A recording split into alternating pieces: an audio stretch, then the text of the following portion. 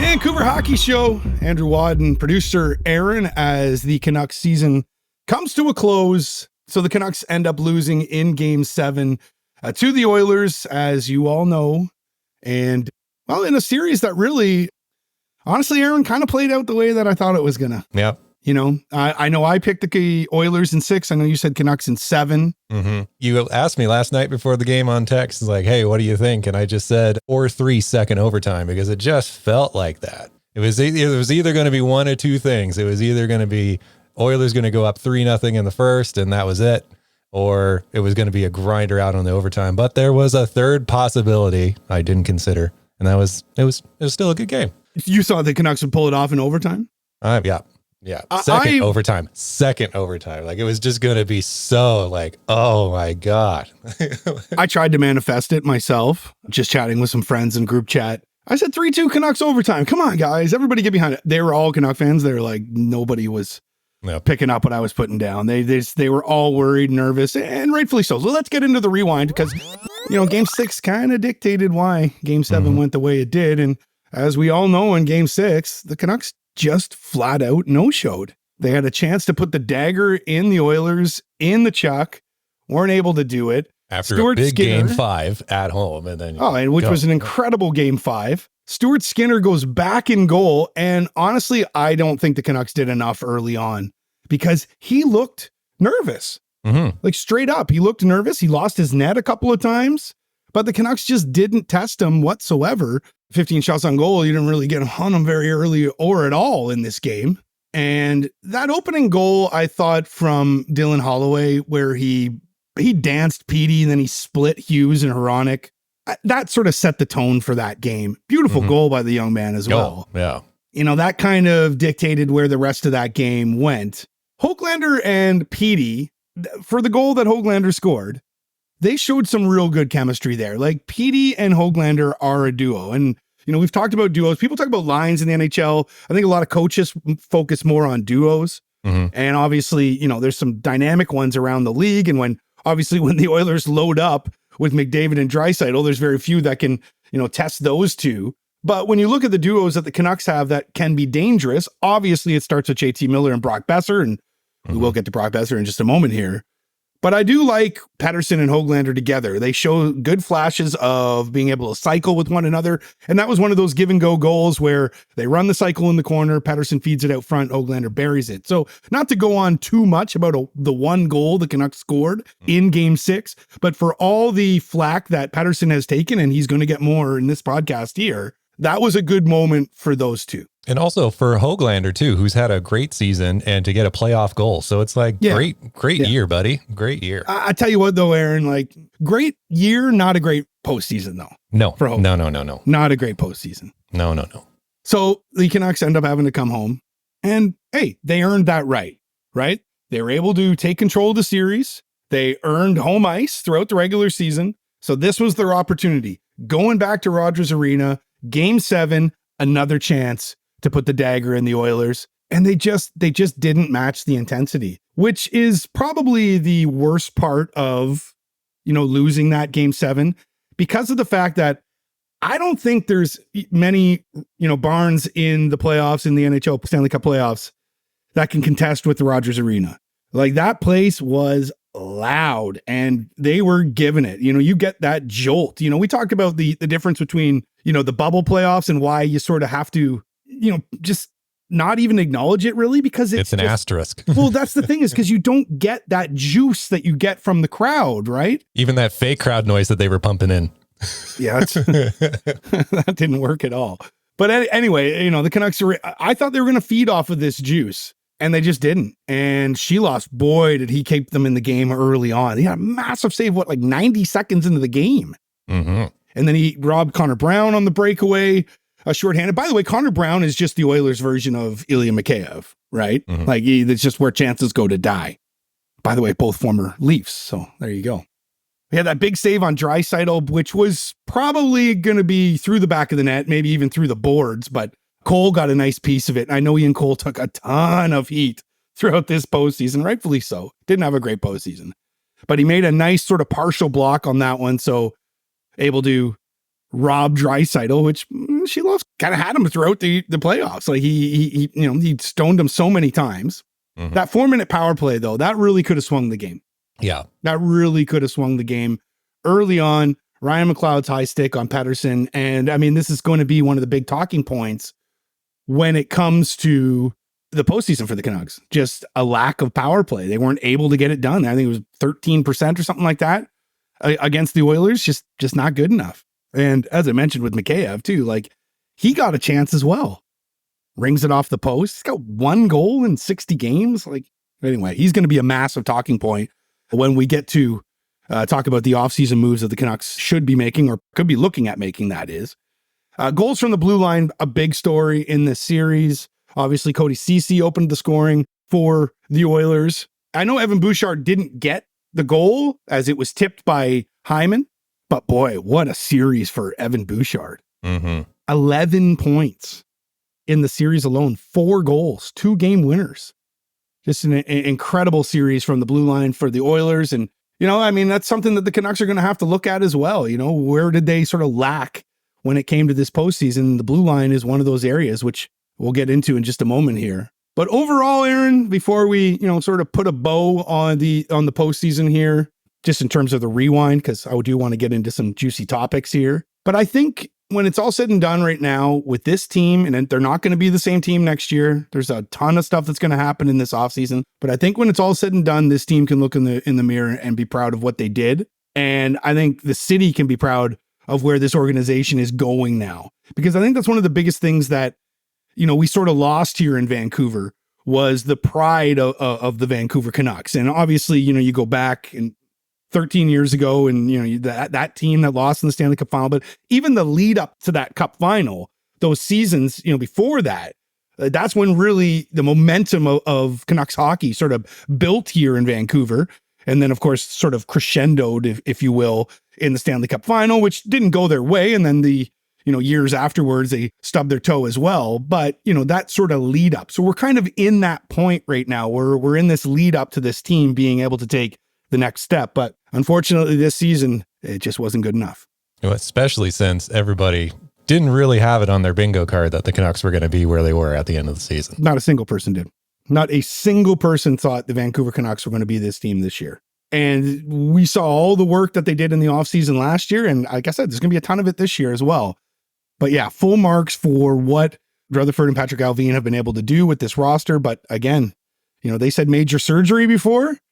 Well, they're going to have to do a little bit more this offseason. Okay, let's get into some of the bigger topics that sort of capped off the postseason here for the Canucks. And we have to start with Brock Besser. A huge loss. Just such a strange, do you even call that an injury if you have blood clots? Well, I mean, it hinders your performance. Yeah, I guess so. So strange. And it's funny too, because, I know that Freddie Anderson, the Carolina Hurricanes goaltender, had been suffering from some blood clotting issues as well. So it seems to be something that's common amongst hockey players. And I'm not getting into the conspiracy theory stuff as well. And for those that do sort of support that, just stop. Because it's been happening for a lot longer than the damn shots came around, all right? Mm-hmm. But he was the only Canuck to register a point per game in the playoffs was Brock Besser, and he led the team with 7 goals. So to say they could use him or needed him in Game 7 would be a complete understatement. And it's a huge loss. But guys had an opportunity to step up, and they didn't. Elias Pettersson's one of them. I mean, a completely disappointing postseason for Petey. He wasn't even a half a point a game player in the postseason. Yikes. 6 points in 13 games. I mean, this is your superstar that, as mentioned, is going to be, I don't know where he'll end up because of this offseason. There could be guys that hit massive home runs in terms of contracts, but he's going to be top 10, top 5, whatever it is. Who cares? He makes a lot of money. He's got to produce. That's the point. And 1 goal in 13 games, that ain't cutting it. So for as much praise as I gave Petey and, on that 1 goal with Höglander, maybe gave him a little bit too much. The rest of the postseason was just a disappointment. And there's no other way to sort of categorize it. It was a complete disappointment from Elias Pettersson, and I think he'd be the first to admit that as well. We will hear from the players and the management, coaching staff, all that stuff in the coming days here. So interested to hear, what Petey has to say about his performance throughout this postseason, but he's a pretty honest dude. And I'm sure he's going to be pissed off with the fact that not only did his team not be able to advance to the Western Conference Final, perhaps even the Stanley Cup, but also the fact that, he just didn't pull his weight, especially for a guy that's supposed to be leaned on so heavily. The power play didn't pull their weight. As mentioned, it was 13.9% throughout the entire postseason, Aaron. 5 for 36. And there was a couple 4-minuters in there too. It's not like that. Yeah. So again, there's something that they're going to have to, look at, focus on, because obviously the regular season and the postseason are a completely different animal, right? Guys are doing all they can to get in front of pucks, and you got to give the Oilers credit. I actually, through this rewind here, I don't think we did give the Oilers enough credit. No. Like, they did a hell of a job. They're going to be in tough against Dallas. I actually think Dallas is the best team remaining right now of the 4. But the Florida Panthers might have something to say about that. And in fact, the Rangers could as well. There's 4 good teams left. I think Dallas is the best of the bunch. So I think even if Vancouver got through, they were going to have a hard time with the Stars. Mm-hmm. But yeah, let's give the Oilers some credit, because when you think about the Oilers, you think about McDavid, you think about Draisaitl, you think about this high octane offense. They did their best defensively to lock that series down in the last 2 games, especially in Game 7. So kudos to the Oilers for that. As mentioned, though, Artur Silov's just absolutely fantastic story. Mm-hmm. Incredible story. Comes in the Nashville series and then just takes control, really. In the end, the numbers are, not overly flattering in the end, just a sub 900 save percentage, just a couple of ticks below that. But again, these are smaller sample sizes too, right? You got 10 games played. Those numbers can fluctuate pretty easily. But I don't think you really want to focus in on just, stats when it came to Artur Silovs, because he did keep the Canucks in a lot of these games, and he kept them in Game 7 pretty early, as mentioned earlier. And yeah, amazing stops. I still think about that aggressive poke check that he did on Kane. You love that. Yeah. Oh, so beautiful. I've mentioned it before. I played the position. I've done those. They're awesome. But boy, you have to get the timing right on those, because if you don't, whoop, they're right around you. Might have done that before, actually. Might have happened to me before. I think with Silovs, I've heard some people talking about trade chip. No. Tandem. Tandems are the way to go right now in the NHL. That would be arguably the best tandem in the league next year between Silovs and Demko. I know the Boston Bruins are on line 1 right now, but those two together, and as we saw, with Thatcher Demko going down essentially for the entire postseason, just played 1 game, you're going to need 2, perhaps 3 goaltenders. But if you got 2 really solid ones, like the Canucks do. And listen, Casey DeSmith wasn't bad for the Canucks as well this year. But I think the Canucks coaching staff, perhaps management, the brain trust that is the Canucks, I think they made the right decision when it came to Artur Silovs and letting him sort of run with it as opposed to Casey DeSmith. Both of them didn't have much playoff experience. Obviously, Casey's a more experienced professional in terms of his years playing pro hockey. But I thought Silovs did a fantastic job. I believe you told me, I didn't get a chance to listen to our friends Donnie and Dolly with the post game last night. I was doing a bunch of work with our social media stuff for Vancouver hockey. So I didn't really get a chance to focus in on them. But I believe you mentioned that Cheech perhaps mentioned, maybe moving Silovs for a first rounder. Yeah, well, yeah. So they hats off to Donnie and Dolly for having John Garrett on for all the postseason. Was fantastic tuning into those guys. But yeah, they briefly dabbled in off-season trade talks, and Cheech kind of suggested that Silovs would be a good trade piece and you'd possibly get a first round. Yeah, I don't see you getting a first rounder. I'm like, no, I don't see you getting a first rounder. But again, regardless, okay, put it this way: if a team's going to offer you that, you probably got to think about it. Yep. Absolutely. But like I mentioned, look at the way the NHL is going right now. Aiden Hill was a 5th stringer for the Vegas Golden Knights, right? Even just look at Florida. Even their postseason run last year when they went to the Cup, they didn't even start with goalie Bob in net, right? So you gotta and it wasn't because of injury as well. He just wasn't performing well, and then he took over the net and they were able to get the run. But that is my point. You just gotta have guys. You gotta have depth at that position, especially in goal. Mm-hmm. So to me, I'm listening if somebody comes around with a first round pick offer. I just don't see that happening. And I think that Artur Silovs would be a good to sort of re-up for the Canucks. He's not going to command a whole lot, right? In terms of a contract. He kind of can't, really. But you're also thinking about just further seasons down, right? I mean, it's like tandem in the moment with Demko, but like, Demko's going to hit an expiry date soon. And so, Demko's contract's going to hit an expiry date soon, right? Let me just open it up here. I believe he's got 2 or 3 years left on it. Shouldn't say expiry. Right, best before date. Yeah. There you go. Actually, no. Yeah. He's got 2 years left on that deal. It's funny. I just popped over to Cap Friendly here and they already do that's the 23-24 season is now off of the page. They've already turned the page. So yeah, you got Demko, 2 years left on that contract. Silovs an RFA. I know we're getting into off-season talk a little bit here, but we will try to unpack that a little bit further. But yeah, it's good to have depth in goal. That is the point. Artur Silovs, a fantastic story. And as I mentioned, you got him and Demko next year. That's a hell of a tandem. And don't get me wrong, I still think it's Thatcher Demko's goal. And I think that Thatcher Demko, should play, 45 to 50 games, if not more. I'd love to see them come up. I'd love to see Demko and Silovs come up with a creative handshake at the end of each game. No. That the Bruins Swayman and all that, it makes me puke in my mouth.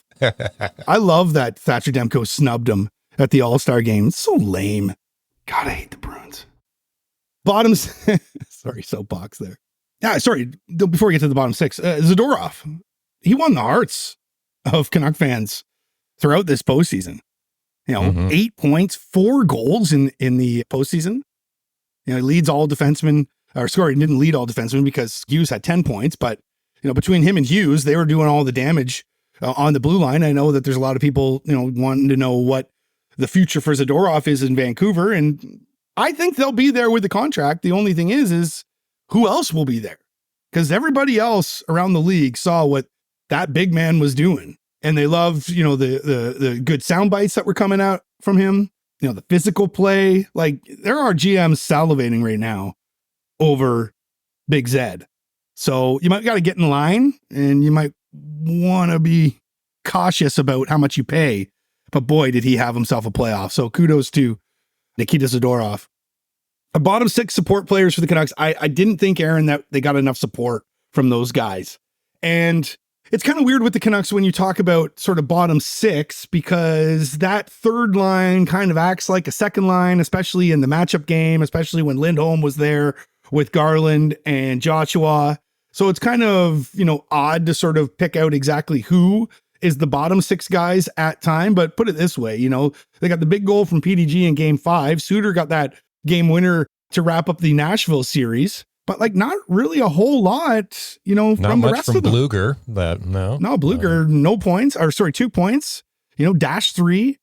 As mentioned, PDG got that 1 goal, but, Sam Lafferty, dash 2, played 11 games. Ilya Mikheyev, dash 4, played 11 games. I know Podsy only played 2 games, nothing from him, nothing from Nils Amon, right? 1 goal from Höglander. And Garland, I thought Garland was good. And Garland's counting stats weren't amazing in this postseason. He had 3 goals, 5 points, but I thought Conor Garland was good. I thought he was doing those, to quote Jim Benning, the little things. And he was buzzing early in game 7 as well. I tweeted that he came out with 2 smelling salts in each nostril because he was just buzzing. He had that early chance where he tried to get the bank on that sharp angle. I love those goals too. God, goalies must just hate them. I don't think I've ever had anyone do that one on me, but maybe expecting a little bit more from Conor Garland just in 5 points. Dakota Joshua had 4 goals, 4 assists. I thought Dakota Joshua was good. Again, there's another guy, though, that the Canucks are going to be at risk of losing because, again, the league's looking around going, power forward, can score goals, gets in on the forecheck. Had the most hits in the playoffs. Yeah, there you go. Outside of maybe Joshua, Garland, and Piastri, that was a big goal, though, to cap off the series. It was late in that game as well. Yeah, I think the Canucks, that's kind of where it's won in the playoffs, right? Is those bottom 6 type players, those guys that, become, sort of folk heroes, right? And, we talk about Zadorov. He definitely became one of those guys. And in fact, so did Artur Silovs. But who out of the forward group became that folk hero for the Canucks in the postseason? I don't think you can pinpoint it right now. Joshua was definitely early, although would that even, he got so much praise throughout the season just because of the things that he, I don't think anybody expected that from Dakota Joshua this year. Tocchet postgame, loved this, put respect back in the city and in this jersey as he's talking about the players. Mm-hmm. He's absolutely right. I mean, Tocchet's one of the best stories in the NHL this year, right? Mm-hmm. And I believe at the start of the year when we were sort of talking about Rick Tocchet, like I had this sort of preconceived notion that he was a bit of a hard ass, like a bit of a, dick to talk to. Not at all. Very, very articulate with the media, very patient with the media, very honest with the media. But that's the same thing that he's given the media as he's given to the players. Like there's no mask for who he's talking to. That's just him. And he's given that to the players as well, right? No, I just agree. Feel that. Yeah, I agree. And I think the players, really absorbed that as well, right? They'll go to war for Tocchet. They did. They lost the war in the end, but they went to war for Tocchet, and I think Tocchet can be proud of those players, and I think he's absolutely right. Like, hockey's back. Vancouver Canucks hockey is back in this city. And sure, you can sit there and point fingers at people that jumped on board, whatever. Like, the last decade has not given the Canuck fans anything to celebrate here. Nothing. And life moves on, man. People, it wasn't part of the routine. Exactly. It's like, why would I watch that? Exactly. Right. And that really sort of ignited the flame again for Canucks hockey in Vancouver. So the head coach was right. And you got to give a tip of the cap to the players. Because, like these playoffs had friends going, hey, how do I watch the game? Right? Like people that just wouldn't even, want to talk hockey at all. Yeah. Casuals. Like, I mean, even my oldest brother is not a sports fan at all, which is funny because I'm completely absorbed by sports. But my oldest brother even hit me up. He's like, yeah, I'm kind of catching it on the bandwagon a bit. I had a lot of friends surprised that the games were actually on CBC because of the playoffs. And they're like, you mean I can plug my rabbit ears in the TV? And I'm like, yeah, dude. What? You have people with rabbit ears? Yeah, man. How old are you? Jesus Christ. All honesty, the over-the-air broadcast is way clearer than all the streams. So, well, yeah, that's one thing. We listen. This podcast could go on for hours when we talk about the Sportsnet stream and how many times I yelled at my TV. It's always the worst parts where it does the buffering as well. Yeah. So one of our listeners, shout out Rob on the road, he texted me last night. He's like, no joke, Sportsnet app froze with 9 seconds left in the game last night. Yeah. Oh, dude, I'll tell you what. I thought I was one of the only people. I'm like, what do I got? Some spotty internet here? Like, what's going on? No. I even installed rabbit ears, man, because I'm like, I'm tired of this. So I've been watching it on CBC. It looks so good. How old are you? Oh, my God. All right. So let's put this one to bed then, Aaron. The Canucks go out in 7 games in the second round in what was, a fantastic season for Canucks hockey here in Vancouver. But we're not done, though. Absolutely not done. Maybe we're done this podcast or this episode at least. But we'll be back after the players and coaches and management hear from everybody. We can take it all and sort of digest it and give our opinions on where the Canucks are headed and what's next for the Vancouver Canucks. But for this episode right here, a tip of the cap to the Vancouver Canucks for a fantastic season. Also to the fans for really coming out and supporting that team once again and bringing back Canucks hockey to Vancouver. And I got to say, thanks to everybody who's been checking out our stuff as well, because we literally started from nothing. And this actually started for me of just being bored at home and doing the MXC highlights because I was just bored. Yeah. And then, so shout out to everybody who checked out the alternative highlights on YouTube all season, which has then created this podcast, which then does all the social channels that Andrew looks after. I mean, thanks everybody. Really appreciate you commenting, liking, sharing, everything. Yeah, absolutely. I mean, we can see it with our socials as well. They went through the roof in the playoffs. So thank you to everybody that, is following us. And listen, it's only going to get bigger here for us at Vancouver Hockey. So stay tuned for that. But for now, we'll put a bow on this episode and we'll be back once the players and coaches and management speak to the media. For producer Aaron, I'm Andrew Wadden. Thanks for listening, everyone.